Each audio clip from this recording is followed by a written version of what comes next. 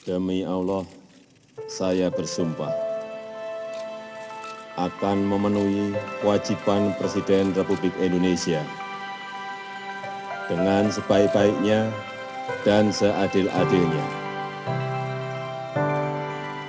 memegang teguh Undang-Undang Dasar dan menjalankan segala undang-undang dan peraturannya.